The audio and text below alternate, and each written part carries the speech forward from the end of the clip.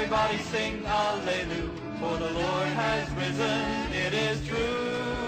Everybody sing Alleluia. 30 years he walked the land, Alleluia, Alleluia. To all in need he lent his hand, Alleluia, Alleluia, Alleluia. Everybody... In the last few videos in this playlist, I noted that the 7th session of the Council of Trent dogmatically decreed, if anyone says that the received and approved rites of the Catholic Church accustomed to be used in the administration of the sacraments may be despised or omitted by the ministers without sin and at their pleasure, or may be changed by any pastor of the churches, whomsoever, into other new ones, let him be anathema.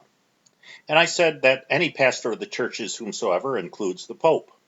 And then we discussed, quote, Primum, which was a papal bull promulgated by Pope St. Pius V, who decreed, it's most becoming that there be in the church only one appropriate manner of reciting the psalms and only one rite for the celebration of Mass.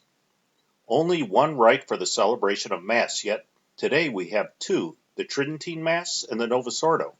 Pope St. Pius continues, we specifically command each and every patriarch, administrator, and all other persons, whatever ecclesiastical dignity they may have, or possessed of any other rank or preeminence, and we order them, in virtue of holy obedience, to chant or read the Mass according to the rite and manner and norm herewith laid down by us, and not to presume to introduce any ceremonies, or recite any prayers other than those contained in this missal. And to me this very clearly binds subsequent popes. It's well accepted that popes can bind future popes through any dogmatic decree.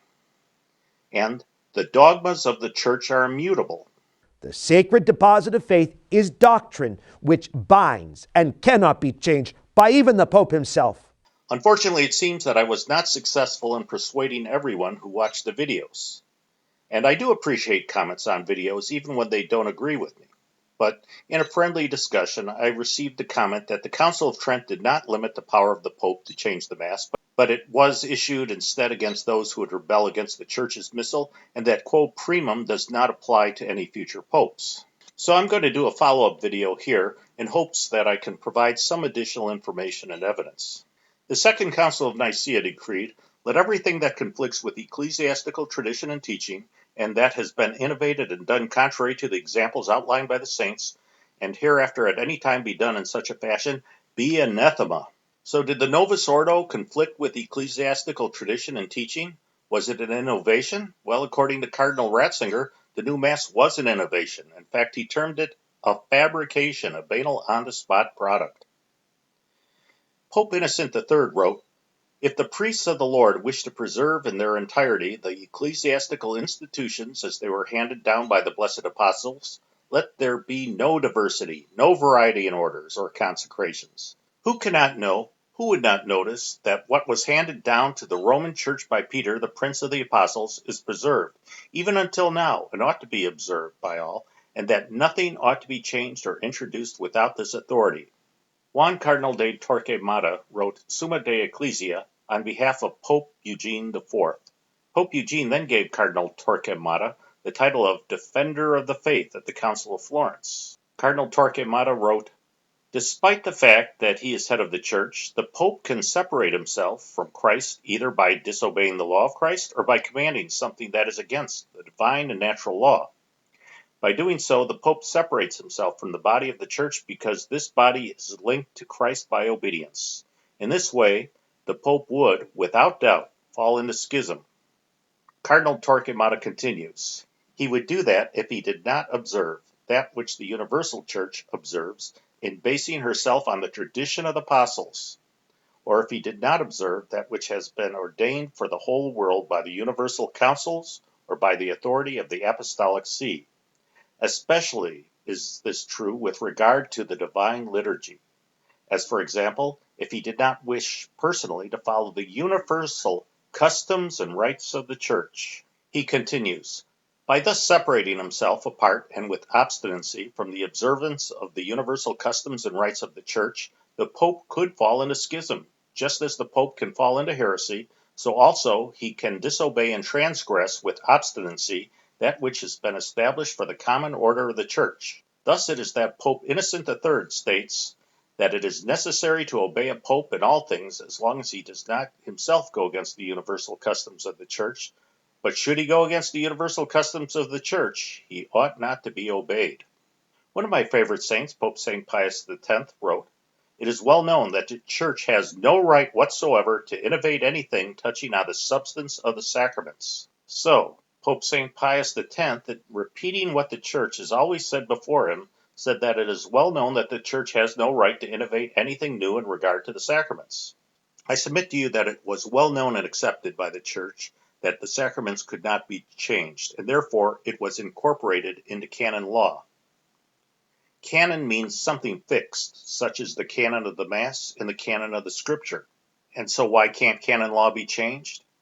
The ultimate source of the canon law is God, whose will is manifested either by the very nature of things, which is natural divine law, or by revelation, which is positive divine law.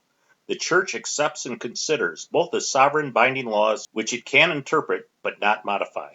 This Christian divine law, if we may so call it, is found in the Gospels, in the apostolic writings, and in the living tradition which transmits laws as well as dogmas.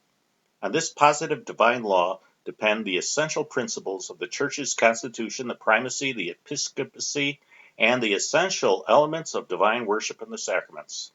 Most of us are generally familiar with the Code of Canon Law of 1983, and that it made substantial changes from the Code of Canon Law of 1917. That, in itself, should be evidence that the Code of Canon Law of 1983 is defective since truth cannot change, and we'll discuss that more in future videos. However, let's ask, what was in place before the Code of Canon Law of 1917? Though there was a canon law, there was no organized code. Canon lawyers relied on the magisterium of the Church, including the writings of the early Church Fathers, encyclicals, papal bulls, and the decrees of ecumenical councils. Before 1917, all canon lawyers relied upon a collection of canon law compiled and written in the 12th century as a legal textbook by a jurist named Gratian. Gratian wrote, "Custom is a sort of law established by usages and recognized as ordinance when ordinance is lacking. It does not matter whether it is confirmed by writing or by reason, since reason also supports ordinances. Custom is so called because it is common use." So, through custom, as evidenced by the decrees of ecumenical councils and the writings of popes and theologians, the law that no pope could alter the liturgy or introduce new rites was a part of custom, and thus it's a part of canon law. And therefore, the novus ordo is illicit. And so, in conclusion, if you have a choice to drive 1 hour to a Latin Mass or 5 minutes to a Novus Ordo Mass, please don't go to the Novus Ordo Mass. Baby, please don't go. Oh, baby, please don't go.